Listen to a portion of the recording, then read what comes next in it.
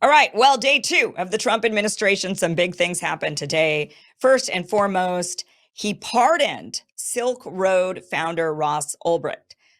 This is big news because a lot of people were just hoping that Trump would commute his sentence. Ross Ulbricht has been sentenced to, I believe, 2 consecutive life terms.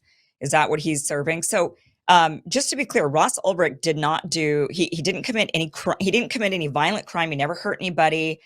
He was convicted of creating a website, and the website was to allow the sale of goods and services that would be totally and completely untraceable. That's what he did. And because the website was used by people who were selling illegal things or doing illegal things, Ross Ulbricht got roped into that, and they basically just slapped a slew of charges on the guy and sentenced him to life in prison twice over. I mean, just threw him into the slammer, threw the key away, locked the door and threw the key away. Since then, a lot of, especially in the libertarian circles, they have been advocating for at least the commutation of Ross Ulbricht. Many of them campaigned on this. They said, a lot of the libertarians who never really had a shot at becoming president, but in their stump speeches, they would say things like, Ross Ulbricht, when I'm president, I'm going to completely pardon him. When they started to embrace Donald Trump, he was very much embraced this time around by the libertarian community. He even went and spoke at their convention. Donald Trump was pressured by the libertarians to at least commute the sentence. That's what they were asking for, commute the sentence. Robert F. Kennedy Jr., when he was running for president, also vowed that he would pardon Ross Ulbricht. Trump actually said once he started knowing about this case and libertarians were pressuring him, he then promised that he would commute his sentence on day one. Well, he did not do that on day one. People pointed that out, said day one went by and Ross Ulbricht is still in prison. But Trump gave them something better on day two, and he actually completely pardoned him. So this was even bigger and better than what people expected. This is a big win in the cryptocurrency community. They're very thrilled about this. The libertarian community is very thrilled about this. This is a win for a free and open internet, a free and open commerce. To say you setting up a business are not responsible for people committing crimes using your business. And I never really understood this one anyway, because it's not like we're going after Verizon or T-Mobile for people committing crimes using their telephone services, right? I mean, you pick up a cell phone, you're calling your hitman. You're picking up your cell phone, you're calling your drug dealer, you're calling your human trafficker. Like, all of these phone calls are made on these services, and yet we don't crack down at the telecommunications, at those companies and say, your services have been used for a crime, and now we're going to come after you. That the precedent of putting Ross Ulbricht in prison for setting up a tool, communication tool or a website, a commerce site, and having others then use it for illegal activity and having him be convicted of that sets a really terrible precedent. But it's one that's already been somewhat set. I mean, they used I don't actually know what they used when they were convicting him, when they were prosecuting him, but I would imagine that it was, along the lines of, they go after banks, for example, if your bank is being used as a financial institution for terrorists or cartels. I also don't agree with that.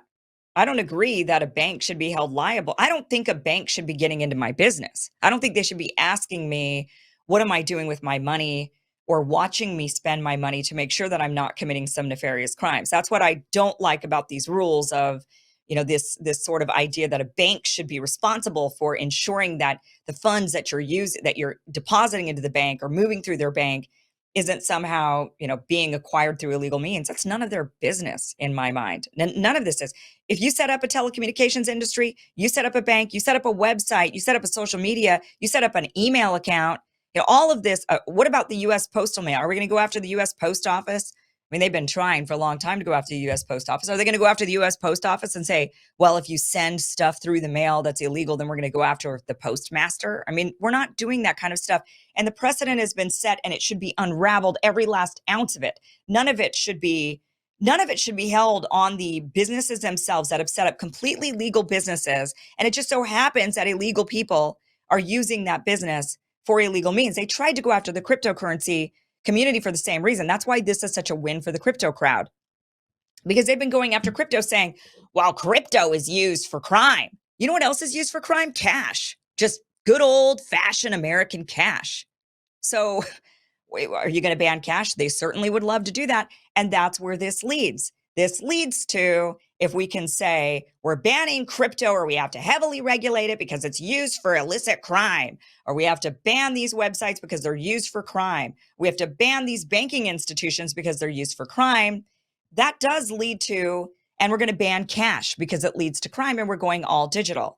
And that leads to our banks spying on us like Big Brother, which they are doing. That leads to the debanking of people, which we've been seeing increase, right? PayPal dropping people, saying, we're not going to, we don't want to have anything to do with you. Now, of course, they're going after people for thought crimes, but the premise that led to, well, a thought crime is going to get you banned from our, or debanked, is, well, we think you're doing something illegal and we're not allowed to host criminals in our banking institution or allow them to use our money services. All of this needs to be unraveled, every last ounce of it. If somebody commits a crime using your perfectly legal service, you go after the person who committed the crime, not the person who set up the legal service that somebody used, legally used to commit illegal crimes.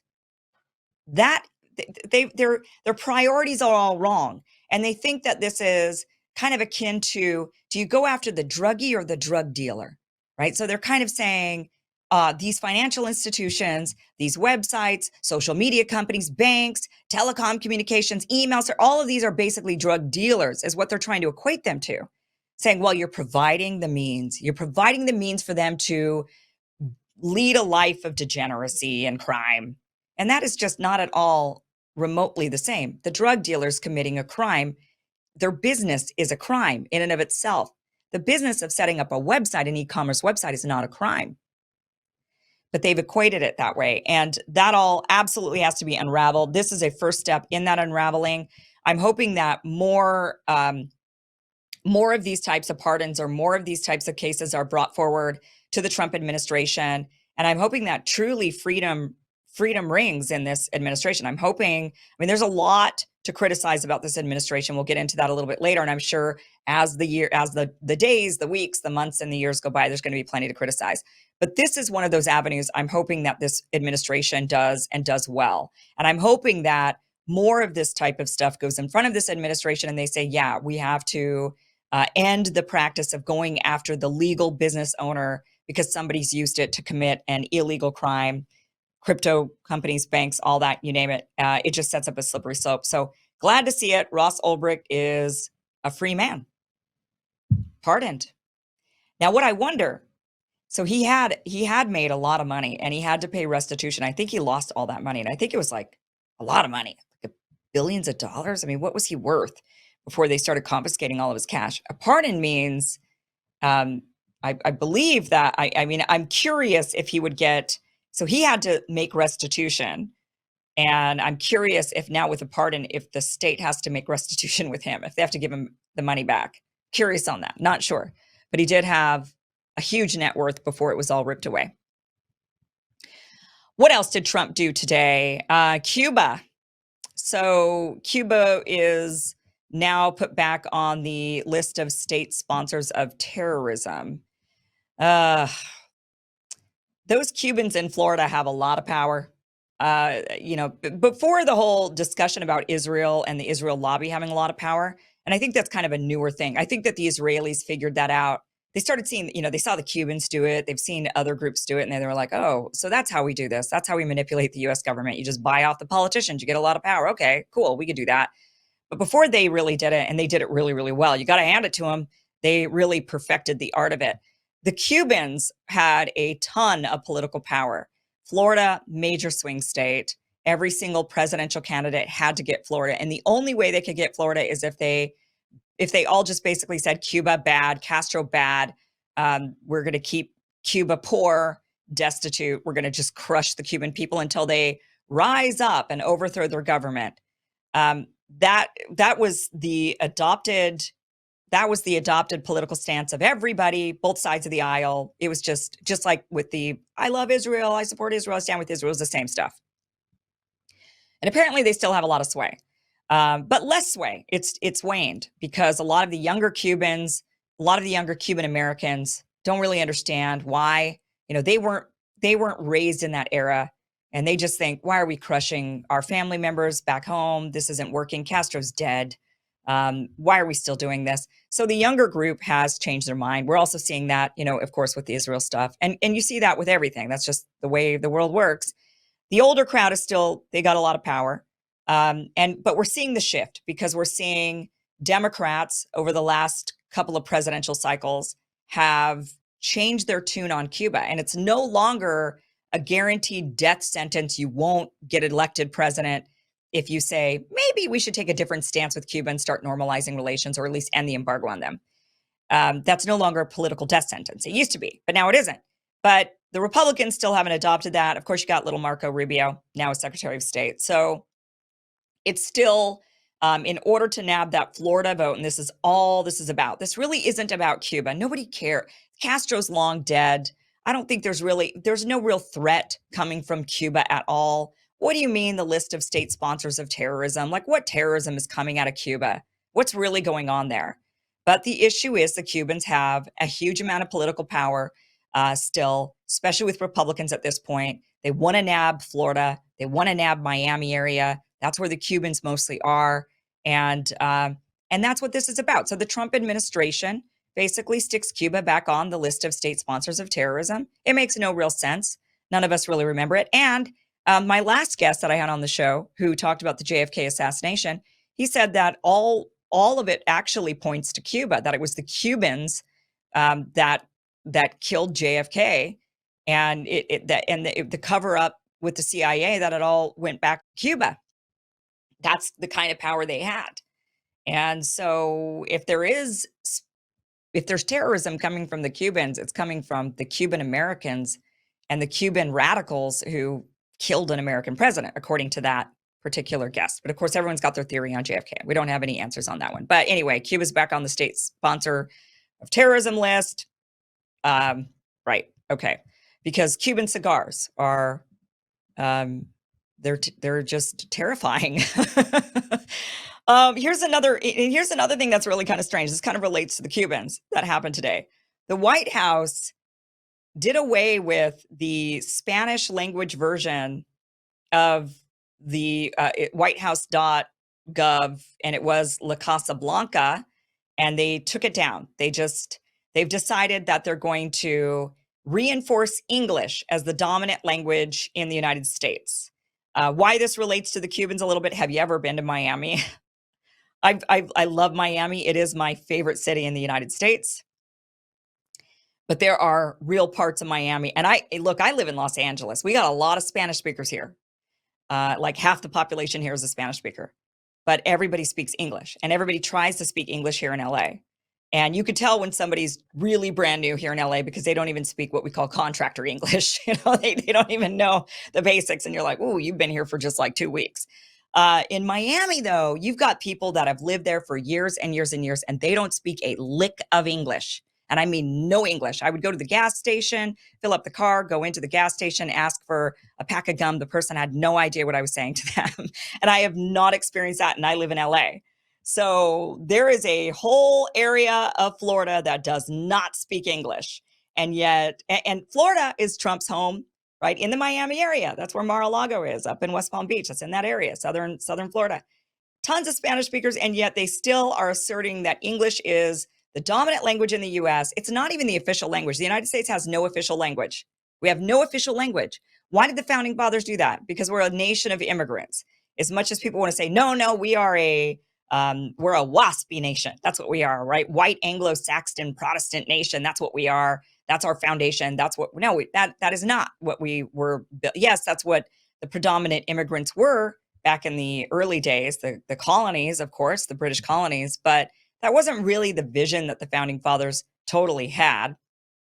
But So we never adopted an actual official language. I think they realized that a lot of immigrants were coming from Europe, French and Germans, and they were coming from everywhere, and they all spoke different languages. And so the government never adopted one. But there's a lot of people now that want to kind of force English, make English the dominant language. And apparently the Trump administration is for that. This is kind of an odd move. But I guess if you're really going to reassert that we are a WASPy nation, then that's what you do. And you nix the Spanish language version of the website. So lacasablanca.gov no longer exists. What else happened today that was interesting? Oh, India. So there's a big push from the Trump administration to get rid of all the illegals. We got to get rid of all the illegals in the country, which fine, fair enough. Follow the laws. If I'm in any country illegally, I would expect that at some point I'm going to get caught and they're going to kick my ass out of that country. I have no expectations that a country would say, oh, it's okay, you could stay. I would try, that's just not in my realm of thinking. So I don't know why anybody who's here illegally would think the same fate wouldn't happen to them at some point. So I kind of think fair enough. If you're illegal and you're going to get kicked out, you're going to get kicked out. So India's got apparently 18,000. How do they know this is a good question, but India claims they know they've got about 18,000 illegal Indian nationals residing in the United States right now. And what they're saying is in order to, keep the Indian government in the good graces of the Trump government and to keep relations healthy, they are saying we'll take back our 18,000 illegals. But what's India going to do? Are they going to? Certainly what I guess that means is India is not going to block the deportation process, or they're not going to say, look, we're not willing to receive them, or I'm not really sure how that works country to country. Like if you are. I would imagine there's some sort of communication that has to happen, because imagine you can't just deport people to the United States from foreign countries. The U.S. has the right, and we do this at immigration, right? At immigration controls. We want to know who's on the passenger list for every single plane entering the country. So a country can't just load up a plane full of illegal Americans residing in their country and fly them back to the United States without the U.S. accepting that, okay, we will take this passenger plane of these particular names. So the U.S. would have to agree to that flight coming in, or I guess the flight gets shot down by the Air Force would be my guess. So I would imagine there's got to be some sort of working with other countries on sending back their nationals, because they probably have some also border controls, right? So yeah, India is saying we're not going to block that. We'll take the 18,000 illegal Indians. And I would guess that this is going to be a precedent that is set, that is going to, I would imagine other countries, Latin American countries might do the same thing. Other countries around the world might say, yeah, if you have illegals and you round them up and you stick them on a plane, we'll take them. We'll take them back. There are citizens, we'll take them, and we won't push you on that. We won't fight you on that. We won't supply them with lawyers to help them stay in your country. We won't pay for that. We'll just take them back. And maybe that would set the precedent to where other countries are like, yeah, let's have a good relationship with the United States. Maybe, but it's interesting that that's happening. Okay, in regards to Donald Trump said that he is going to impose very soon 25% tariffs on Canadian imports. He says that he's going to be imposing the 25% tariffs on Canada, also on Mexico. And I think he was saying he's going to do it by February 20th or something like pretty soon, like within a month. So Canadian Prime Minister Trudeau, who's on his way out the door, made this comment about that. President Trump said that he wants to usher in a golden age for the United States. That will require more steel and aluminum, more critical minerals, more reliable and affordable energy, more of everything to run the U.S. economy full steam ahead. Canada has all those resources. The alternative for them would be more resources from Russia, China, or Venezuela. Canada is a safe, secure, and reliable partner in an uncertain world. Okay, so he's saying, look, where are you going to get all these minerals and resources if you cut us off at 25%? And Trump has an answer to that. He's not thinking he's going to have to go to Russia or China. He's made it extremely clear in his executive orders, in his many speeches, that he plans on drill, baby, drill here in the United States, that he plans on opening up the natural resources of the United States. He's also made very, very clear that he wants a piece of property that's up by Canada, that's real big and real glorious. And that has a lot of natural resources, that plot of land, and he's eyeing it. He wants to buy it. And here he is talking more about it. Greenland. Well, Greenland is a wonderful place. We need it for international security. And I'm sure that Denmark will come along. I think it's costing them a lot of money to maintain it, to keep it. The people of Greenland are not happy with Denmark, as you know. I think they're happy with us. We had representatives, my son and representatives went up there 2 weeks ago, and they like us. So we'll see what happens. But Greenland is necessary, not for us, it's necessary for international security. You have Russian boats all over the place. You have China boats all over the place, warships. And they can't maintain it. Yeah, what's interesting about that, he says they can't maintain it. You know why? Because they have to spend $600 million a year to maintain it. Right. So that means the U.S. is going to be spending $600 million a year to maintain it. The people of Greenland have robust social services that Americans do not have. So the long-term consequences, the long-term discussions around that are going to be really interesting. I think ultimately it might end up being a really good thing. There are a lot of social services that Greenlanders have that really most of the world has that the United States doesn't have, like healthcare. That is something that I think, moving forward, Democrats have to really kind of rethink what they're going to run on. And they've been running for the last, however many, over a decade now on racism, right? Racism. Everybody's a racist. Vote for us or you're a racist. And that's worked up to a degree, but now they realize it's not working at all. Have you noticed that the total and complete change of attitude toward this Trump administration compared to last time? Last time they were like, we will do anything and everything to stop this madman. He's filth. He's terrible. Hitler has taken over. Oh no, oh no. And now all the Democrats are like, well, we're going to have to work with him. And I'm seeing in the news now, they're praising Melania Trump and her outfits, New York Times, what she wore and how she wore it. And rather than saying she's this trampy skank. I mean, that's really how they treated Melania the first time around. They were like, we are not, Trump is a misogynist. He's a terrible man. He treats women like crap. Melania's a slut. I mean, that's like how they behaved. I mean, it was just total and completely insanity. But now it's a total different shift. I think this time we are going to see Melania on the cover of Vogue and all these different magazines. She didn't get a single magazine cover the first time around, when all the first ladies always get magazine covers and exposés and, and home and garden tours and all kinds of fun things. And Melania got none of that. They just treated her like crap. I suspect this time around that is going to be completely different. We're already seeing the change in tune, seeing the change in the way that the outlets are covering Trump and the Trump administration. You turn on CNN, you turn on MSNBC, and it's not hysterics. There are some hysterical people. They got to bring them on. They're entertaining, but the whole attitude isn't all hysterics.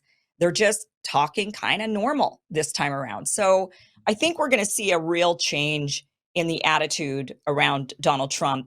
And I think this is causing Democrats to have to, now that they realize that a lot of what Trump has run on is popular with the American people, and it has to become bipartisan. Securing the border, for example, just has to become bipartisan. You can't be a serious party at this point and say, we don't have a problem. We clearly have a problem. I mean, everybody can see that. You've got Democratic mayors and governors now saying, oh crap, we have a real big problem. So Democrats are going to have to run on a lot. They're going to have to become bipartisan on a lot of the same MAGA platform ideas. And if they adopt them, that will be really popular. And I think, not that I want to praise this person because I think he's just a big ogre, but John Fetterman is one that, although I think he's going to change to Republican. I think Fetterman's going to switch from Democrat to Republican. But if he didn't, so I suspect that'll happen like next week or something. If he doesn't, that's just a prediction. If he doesn't change his affiliation, then Democrats might model themselves a little bit more after some of his mean, he's insane in a lot of ways, but they might, he does represent that Pennsylvania working class, um, and he's got a lot of the same shared ideas as MAGA. And Bernie Sanders did too when he was campaigning back in 2016. So if they go back to that and they adopt those, they're going to have to then come up with something else that to actually run on that separates them from Republicans. Otherwise, it just becomes really legitimately a big uniparty, which it already pretty much is, but it really would be. So if they want to be popular, then they might want to adopt social programs, or I would just say matters, in my mind, matters of national security. Just like Robert F. Kennedy Jr. is now saying, look, we got to get America healthy. We can't be feeding our population crap, allowing this crap to continue to go into the diets, and Americans are getting fatter and our life expectancies are getting shorter. That's actually a matter of national security. So we have to take this seriously. Other countries educate their populations and they keep them healthy with healthcare, and they encourage exercise. They have strict controls on the foods that is allowed to be sold into their country. And these are things that I think are attitude shifts that Americans are ready for. So, I mean, I don't think it could be called Medicare for all. I think that's been tainted. But I think that Democrats could adopt, or Republicans, who knows which side adopts it, maybe Republicans, but one of them needs to adopt we need a better healthcare system, and we can't just let it go to the free market, because we're seeing we see what big pharma will do if there's a free market. They just go to total frenzy. They just want to make money. They don't care about your health at all. We now know that. I think that's now ingrained more in the American brain since COVID than anything. So if they want to separate themselves, they'd have to go in that direction. And I think if we acquire Greenland, it'll be a lot easier to make that argument, because everybody in Greenland has healthcare. Everybody in Greenland has college education. They get preschool, they get daycare, they get elderly care, they get all of the social services that the Danes, that the Swedes, that the Norwegians, that the Icelanders, that all of them get, the Greenlanders get. And that has not at all hindered the economies of those Nordic nations. They're strong, they're rich, they still have tons of innovation. You love your IKEA, that comes from Sweden. So there is still a free market, and there's still capitalism in these countries, but they do keep and if you go there, you will not see more beautiful people than in the Nordic countries. They're healthy, they all have straight white teeth, they all look fantastic, and they're not complaining about their Medicare for all system and how long it takes them to get, some knee replacement surgery or something. I mean, here in America, what does it matter to you if you have to wait 6 months for a knee replacement surgery? If you're on a list and have to wait, if the alternative is you never get it because you can't afford it. So it'll be interesting if the U.S. acquires Greenland, how that's going to change even just social discourse around how people are cared for. Because we Americans will be taking on that it's not a huge population, but it's 50,000 or 60,000 people, and we'll be paying for their healthcare, their childcare, their educations. We'll be paying for all the things that Republicans have said to us, no, no, no, no, no, no, no. Fend for yourself, fend for yourself. And suddenly Republicans are all hot for buying Greenland, and they're going to have to pay $600 million a year to keep these people with these social programs. And so how are they going to justify that to the rest of the American people? Because the rest of America is going to say, wait a minute, I elected you on an America First platform. I wanted you to take care of me. And now you went off there, you went out, you got all shopping, you went on a shopping spree, and you bought yourself Greenland, and now you have to take care of those people, and you still forgot about us. And by the way, you're still funding these stupid wars. I mean, that's a real possibility that this administration continues funding, especially the Israelis. And by the way, the Israelis free healthcare. I went to the hospital back in July. My nurse was Israeli. She was a traveling nurse from Israel. And she was like, oh, yeah, here, I got to warn you, this is going to cost you a fortune. But if you were in Israel, this would cost you $25. I mean, she sat there and she bragged about the fact that in Israel, they get healthcare for nothing. And by the way, the Israelis also have top of the line healthcare. They have amazing doctors. Their medical, the Israelis and the Cubans, I think, have some top notch doctors and nurses coming out of those countries, some of the best. And none of them are paying for their health care. But then, and maybe you don't want to use Cuba as an example, but you could certainly use Israel as an example. And they're not, so these arguments, I mean, it's just going to be really hard to continue to maintain, especially as Republicans, this, we can't help you as an American. Sorry about that. You're just going to have to go bankrupt if you go to the hospital. Like, oh, your kid got leukemia. Tough luck. You're just going to have to go bankrupt. That just sucks. Your life sucks. I don't think they're going to be able to continue that narrative when we're paying for Greenlanders and Israelis to have healthcare. So something, it's going to be interesting when we go through with this attempt to purchase Greenland. He's dead set on it, though. I feel like this is his number one priority. I think he cares more about buying Greenland than anything else. That's what I think. Thanks for watching this clip from the full Kim Iversen Show. If you want to watch the full show, visit KimIversonShow.com. The show airs every Monday through Friday at 5 p.m. Pacific, 8 p.m. Eastern. Again, it's KimIversonShow.com. See you there.